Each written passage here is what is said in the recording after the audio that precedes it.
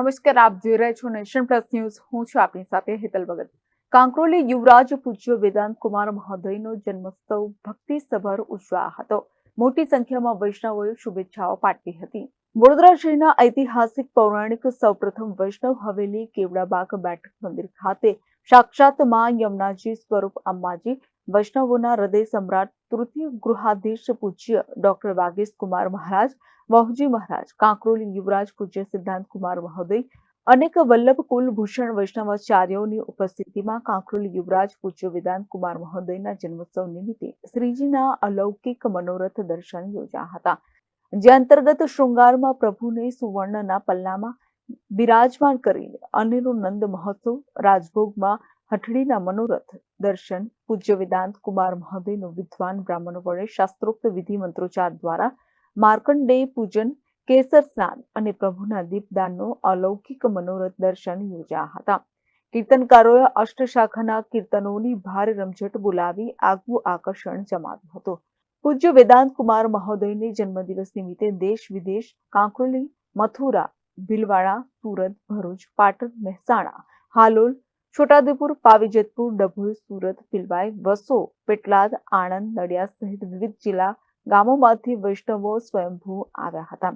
ગામે ગામ વૈષ્ણવોએ હવેલીઓમાં શ્રીજીને સુવર્ણના પલ્લામાં બિરાજમાન કરીને પૂજ્ય વેદાંત કુમાર મહોદયના જન્મદિન નિમિત્તે નંદ મહોત્સવની ઉજવણી કરી હતી.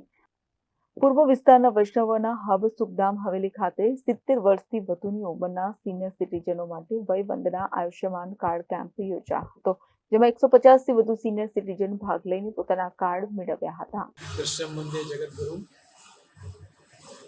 સનાતન હિન્દુ ધર્મની અંદર પુષ્ટિ સંપ્રદાય એક વિશેષ સ્થાન લઈને શ્રી મહાપ્રભુ વલ્લભાચાર્યજીએ પ્રસ્થાપિત કર્યું છે.